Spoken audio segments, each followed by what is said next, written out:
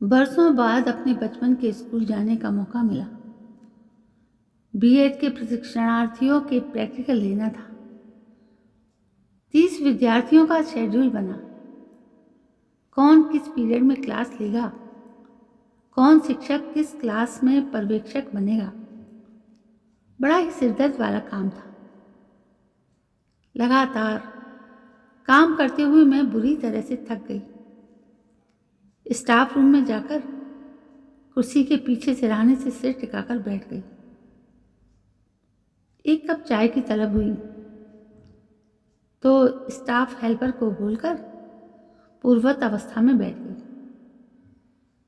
मन भारी हो गया। एक तो बचपन का पुराना गलियारा, जहां जीवन जीने के सबक सीखने की शुरुआत हुई थी। मैं खुद को भावुक होने से रोक नहीं पा रही थी। वहीं कोई और भी था जो अनवरत याद आ रहा था, जिसके कारण मेरी आंखें बार बार नम हुई जा रही थी। मैं बमुश्किल से जज्ब किए हुई थी। 40 साल पहले का समय चलचित्र की भांति मेरे सामने आ खड़ा हुआ। पापा का ट्रांसफ़र इस शहर में हुआ था। बीच सेशन में मैंने इस स्कूल से एडमिशन लिया। पहला दिन कुछ सकुचाया सा, कुछ घबराया सा था। बैग, पानी की बोतल संभालती हूँ मैं क्लास में एंटर हुई।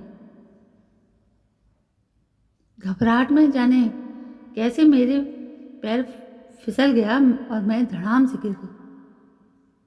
बोतल दूर जाके गिरी और बैग कंधे से उतरकर सिर के ऊपर झूल गया। पूरी क्लास के सामने गिरने से मैं शर्म से पानी पानी हो गई। चोट कहाँ लगी, इसका होश कहाँ था। मे आई हेल्प यू? मुस्कुराते हुए एक चेहरे ने अपना हाथ आगे बढ़ाया। मासूम सा चेहरा, काली आंखें और खिलती मुस्कान से ये मेरा पहला परिचय था। उसकी मुलायम हथेलियों ने मुझे थाम कर उठा लिया। वो पहला स्पर्श, वो नजरें, वो पल आज भी मेरी आंखों में ज्यों के त्यों कैद है, जिसे मैं स्मृतियों में देख तो सकती हूँ मगर दोहरा नहीं सकती। तुम मेरे लिए अधूरे ख्वाब की तरह हमेशा मेरे साथ रहते हो। जरूरी नहीं कि हर ख्वाब मुकम्मल हो जाए। कुछ ख्वाबों की किस्मत में अधूरा रह जाना ही लिखा होता है। कुछ हथेलियों पर विधाता लकीरों का जाल बनाकर भेजता है, मगर उन लकीरों में मनपसंद ख्वाब की ताबीर ना हो तो जीवन रुसवा हो जाता है। हाथों की लकीरें बेमानी हो जाती हैं और हथेलियां खाली रह जाती। उस दिन के बाद मैं तुम्हारी मुरीद हो गई थी। सोते जागते तुम्हारा ख्याल रहता। 10वीं के बाद मैंने बाकी क्लासेस उसी स्कूल से पास आउट की।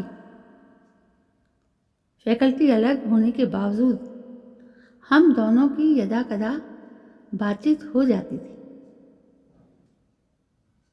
आते जाते जब भी नजरें मिलती, होठों पर मुस्कान आ जाती। मेरा प्रेम तुम्हारे प्रति बढ़ता ही जा रहा था,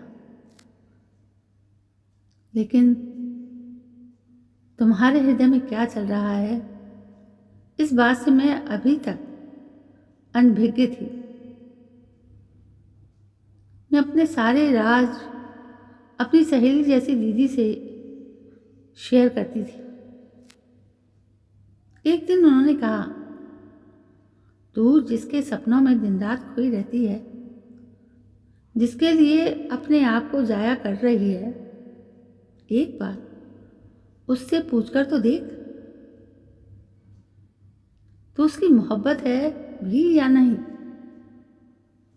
दीदी की बात सुनकर झटका सा लगा।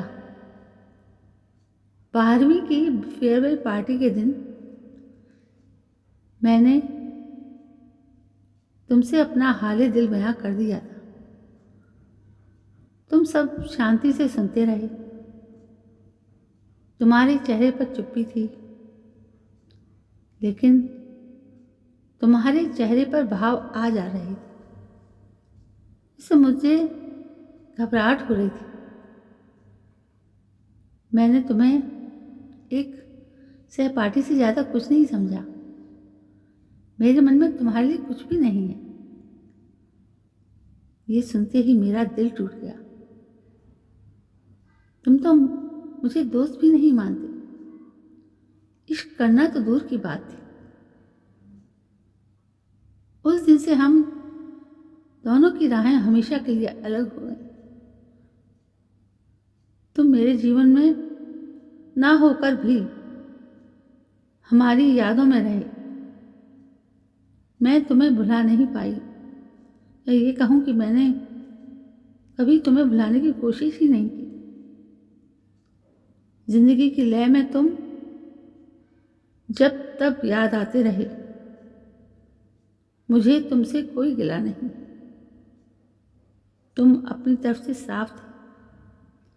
ये तो मेरे ही दिल का कसूर था ना, जो बिना सोचे समझे तुमसे इश्क कर बैठा। मेरा इश्क अबूझ पहेली जैसा, इसे मैं खुद ही नहीं सुलझा सकी। उलझे धागों की गांठ जैसी मैं ना खोल सकी, ना बंधी रह सकी। तुम जहां भी रहो खुश रहो मेरे दोस्त। तुम्हारी ये सहपाठी तुम्हारी खुशियों के लिए हमेशा प्रार्थना करती रहेगी। तो दोस्तों, ये था मेरा पहला अफेयर। कैसी लगी आपको मेरे दिल की ये जानकारी? यदि पसंद आई हो तो लाइक शेयर कमेंट करें। मेरे चैनल को सब्सक्राइब करें। कल मैं फिर आती हूँ। जय हिंद, वंदे मातरम।